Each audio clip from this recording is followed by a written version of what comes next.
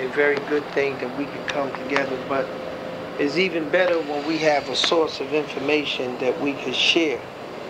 We are at the point to where so many things is happening, but I like to point out that in prayer we accomplish more than we know, but we have to pray because our God is with us. But we search these scriptures to prove it. See, this is a source of information. The Bible and books that are related, like the Apocrypha and many other books, you should always be reading spiritual things because your answer is always there. Yahweh God has an answer for all of us, and we have to persevere by reading. Sit there and not read, there's so many things that you can do. You know, we look at when the Soviet Union fell, they had men that had a lot of what they call technical knowledge that they were no longer getting paid for. And showing you that with all their education, they didn't have no other outlet but to sell what they had learned and put into place as being physicists, scientists, mathematicians. In other words, you want to have a source of information that if everything goes wrong, everything can go right for you. And that source of information is definitely the spiritual information, because man has made his world, and he's made his world on M-O-N-E-Y. And therefore, no matter what you learn, but when you deal with the spiritual realm, it's not based on money. It's based on that which is more valuable, which is the sustaining of life. It's not based on the system that man has created for himself. So we want to get into knowing and understanding the fragileness of man's way and the substantialness of Yahweh God's way to motivate and to encourage us to, no matter when times are even of the worst, how we can make it the best. But let us open this up with a prayer. And Yahweh Elohayama, Yahweh Elohayama, Yahweh Elohayama, Yahweh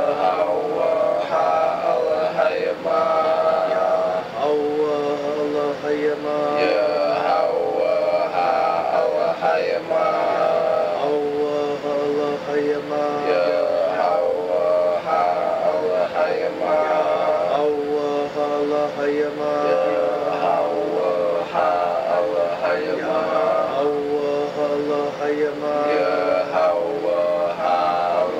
Yahweh Elohayama, Yahweh Elohayama, Shabata, Atniga, Lakwarisha, Yahweh, Makabada, Shama'a, Shallah, Yahweh, Allah Hayanawa, Yahweh, Akhada, Yagadala, Yahweh, Yagadala, Allah Hayanawa.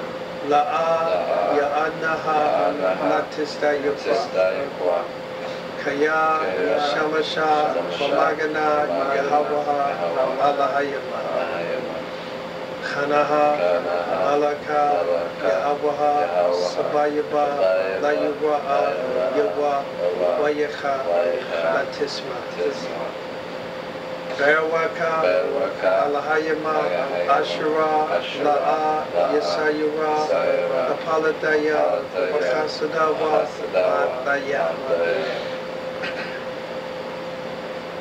Yatisra, Samawaka, Yatisra, Shalawama, Kaya, Maka, Ata, Waha, Ata, Hawa, Mayahawaha, Ataya, Atta, Kaya, Mayaha, Yahawaha, Tiswara, Apwalayama, Kaya, La'a, Khasha, Ayakoba, Wala'a, Wasama, Vayashara, Allah. May Yahweh bless us and keep us. May the Spirit of our God be ever with us. May we serve Yahweh God, who is God. May we do His will, for He is our strength. Amen. Amen. So as we, as always,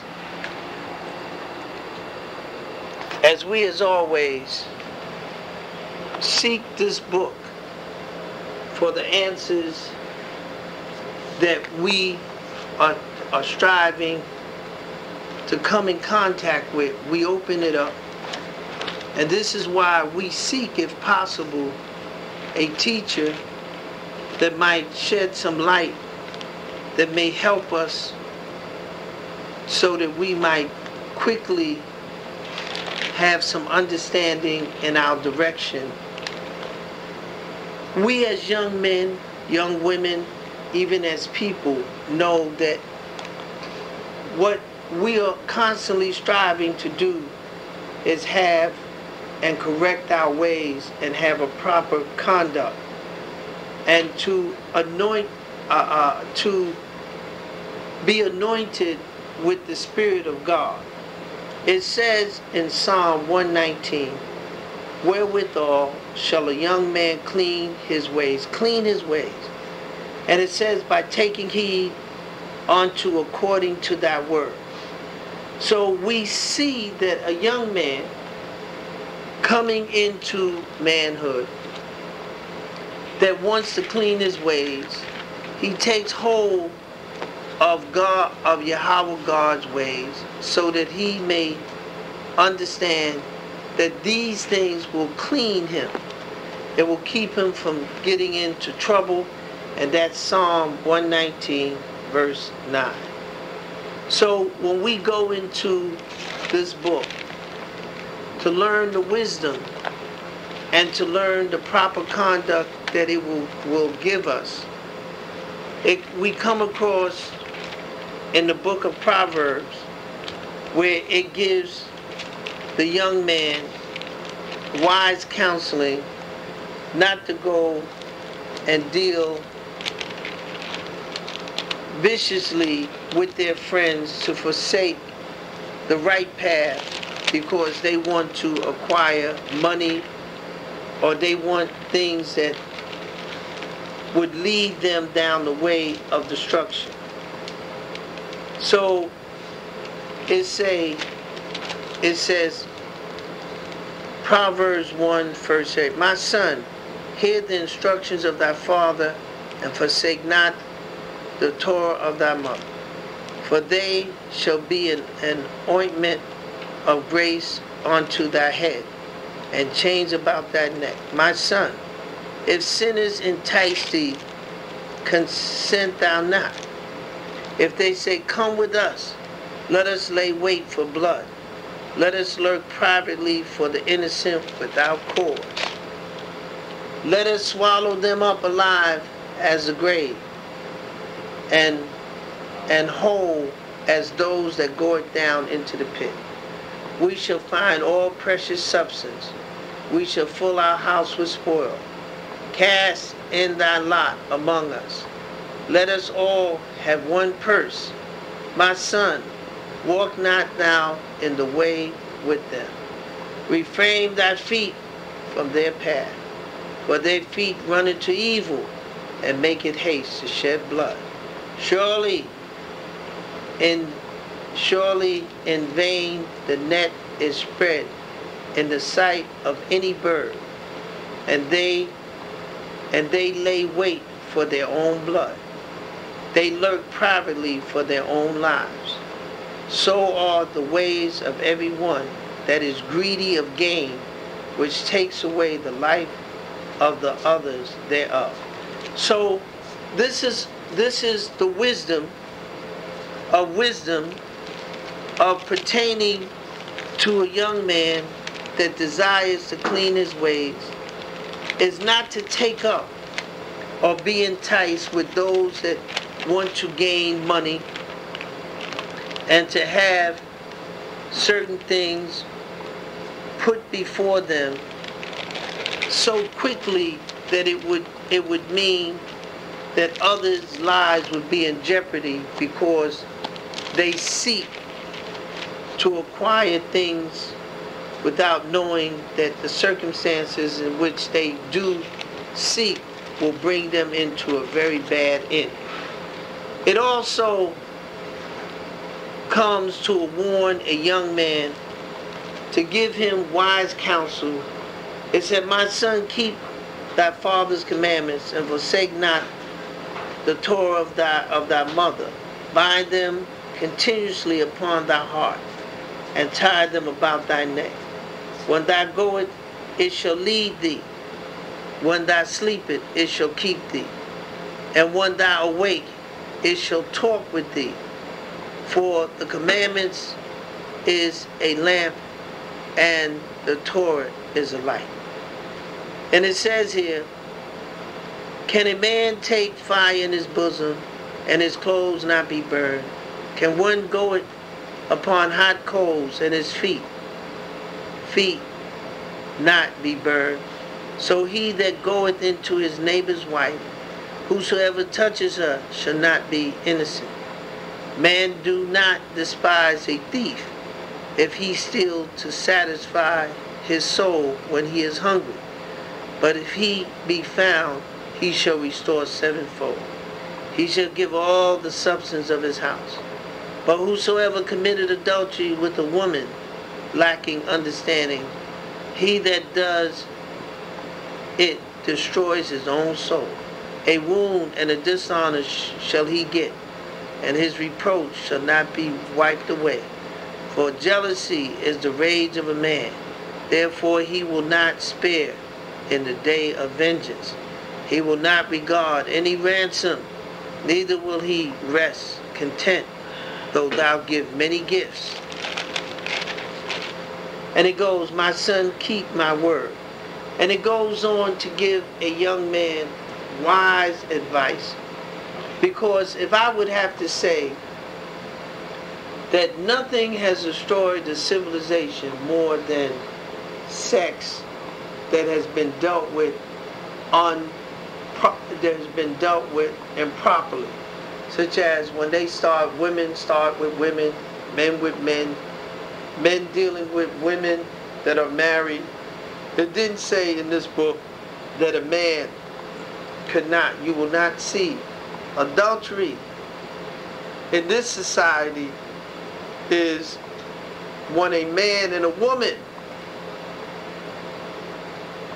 and the woman is married, and the man takes a woman that is married. That is adultery. So what is adultery? When two men are married, or two women are married, where these things was always talked of as an abomination and a disgust before God himself, to where it is told.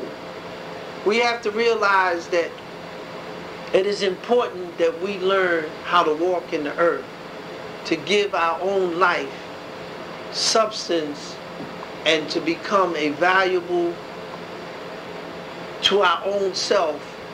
Because when you do not, in a society, perpetrate crime to where you breaking into your neighbor's house, enticing his wife, or doing anything that would bring about a disfavor in the eyes of those that are being preyed upon, then you are an asset when you come into your house, raise your family, and provide, and do not touch anything that is your neighbor. Then you have become a viable person in that community, and a viable person in the structure of being a good citizen. So we, as learning about us as being young, and learning that these things should not happen, we can also see in this book very great and wonderful things that Yahweh God, in reading of the book, and we're reading in Proverbs, we also want to know our effect of what is giving us substance to know that we're making a difference in the earth by our positive action. And as we read, it says that the Torah, that the commandments is a lamp, and the Torah is a light. It says, they that forsake the Torah praises the wicked. So we want to know that we're in that constant battle to where it says that those that are praising, that are not in opposition, when we keep the Torah, we make full advances to disengage or to engage wickedness,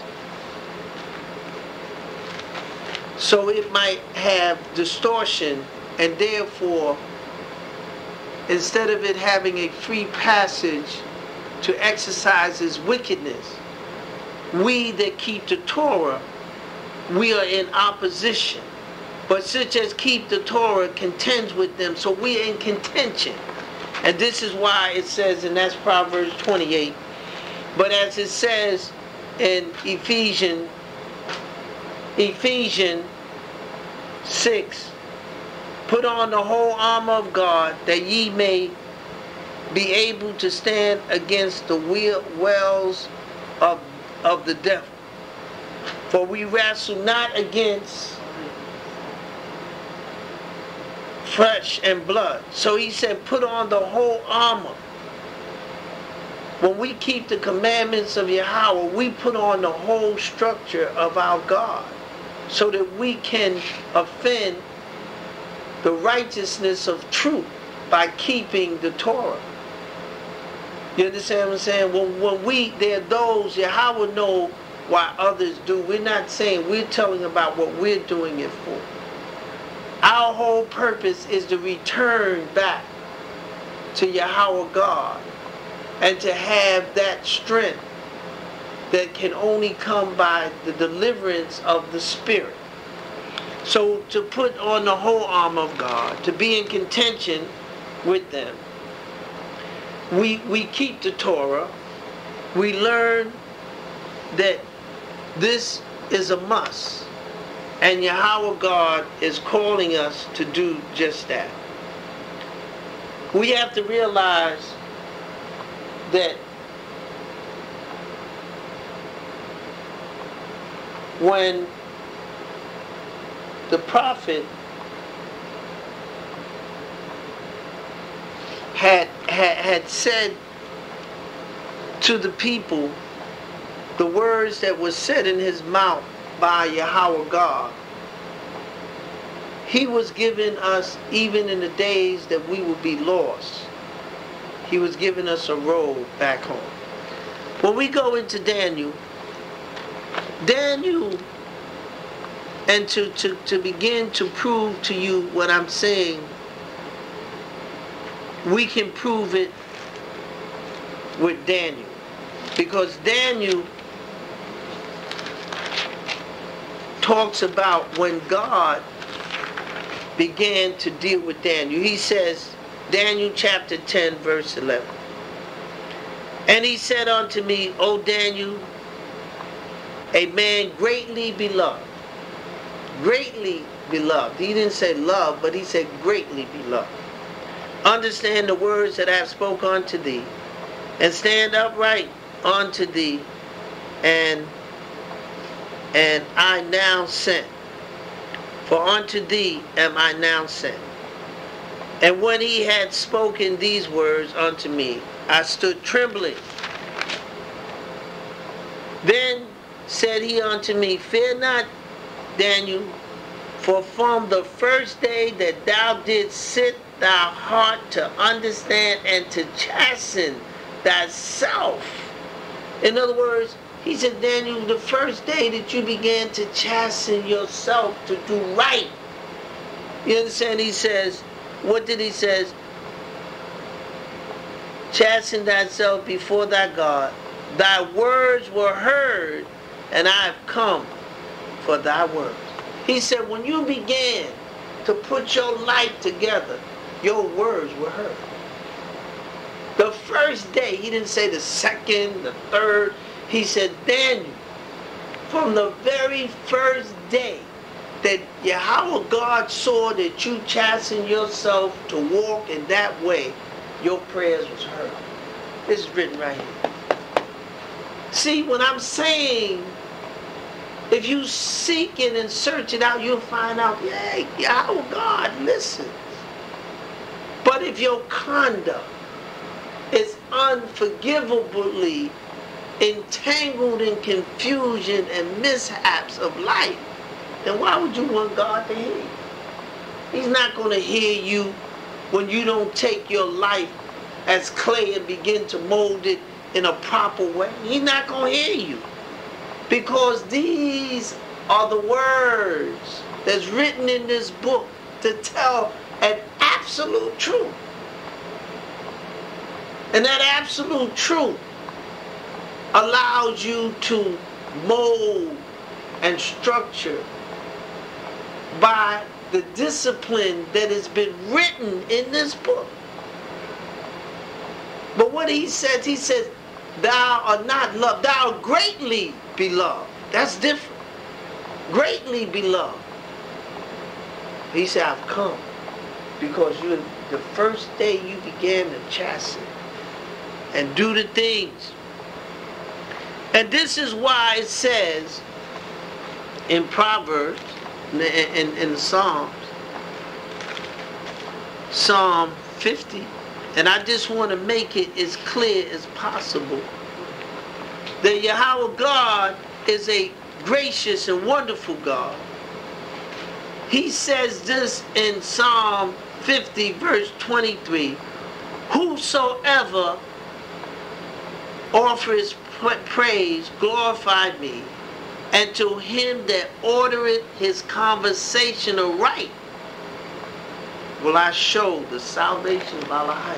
In other words, we structure our life in our conversation and the things that come out of our mouth. It said life and death is in the power of the tongue. And therefore, in the power of the tongue, we structure our lives, our actions, our movements. In the world of the creation, we create in our very tongue, we create in our very action of our physical existence to put in us a better. Yahweh God has said it so beautifully, even in Psalm 51, when David did that which was not acceptable to God. He said, create in me a clean heart. Create in me a clean heart. O Allah, and renew a right spirit in me. Cast me not away from thy presence, and take not thy Holy Spirit from me. Restore unto me the joy of thy salvation, and uphold me with thy free spirit. So this is in Psalm 51 verse 10. So we can see that in David's circumstances of what transpired with Bathsheba and his transgression, he was telling Yahweh God, don't throw me away. I've done wrong, and in that wrong I ask for forgiveness. You understand? We have to realize that Yahweh God is a God of forgiveness. But if you don't read the book, how could you learn? It takes time. How does this interlock in your own life to make sure? Because you're going to see people do things, and therefore they have no other recourse or no other information to understand there is another recourse of action that they can take. We want to be quiet in our own mind We want to be satisfied that we have done the very best in our lives to get the very best from life. Murderers, gangsters, they talking about how well they sleep. When you monitor your actions, how well that you can stand up and talk about righteousness when you've done so much wickedness. Your table may have beautiful things on it, but these things are vanity because they will all perish. But the things that have merit and forever are the things that are right, honest, wholesome, in the spirit of righteousness. These are the things that will be forever. This system has been structured by man, but Yahweh gave the children of Israel a perfect system by Torah. A perfect system that wages war against all systems. And therefore, in this so-called industrialized system, it has polluted the world. It has dumped more things in the oceans and the waters that are contaminants to cause, and they say, oh, this a little bit of it, it ain't gonna hurt. It is a constant. There is a neglect of the feeling that they should have for one another to maintain the life, but they have been connected with an evil spirit that shows them one thing, but never what is behind it, and what's behind it is destruction. They can't make up the mind because it said the devil has deceived the whole world with a promise that he can't deliver because he has been disguised as the angel of light when he's the angel of darkness. He can't bless nothing, he can only curse. And therefore they have taken hands knowingly and unknowingly. They have taken hands on the children of darkness that have left this earth to perpetuate a crime against what they can never bring back. Yahweh God wants to instruct us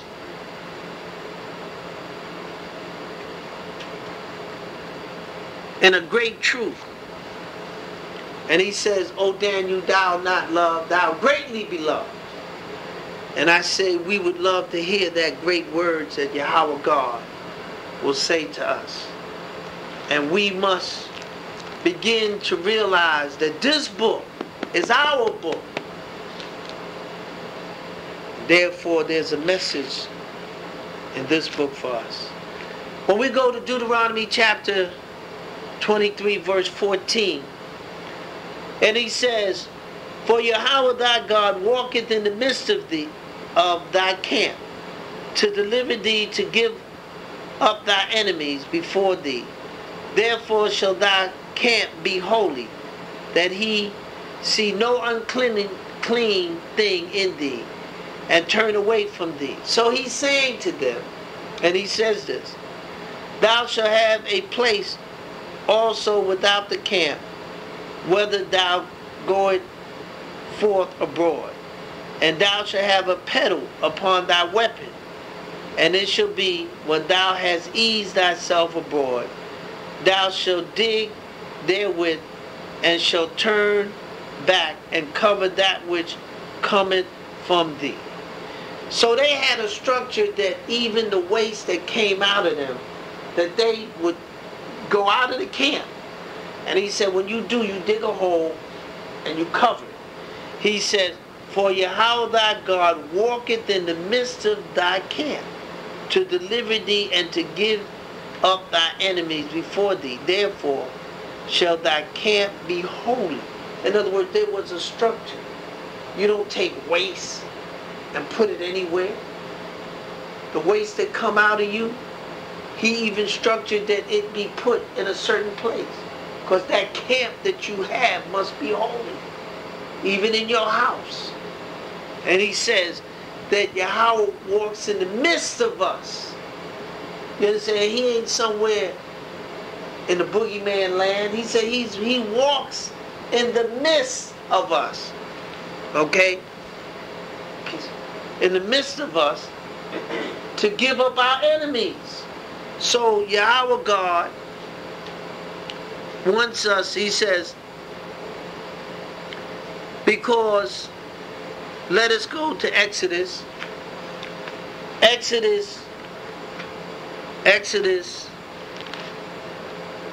33.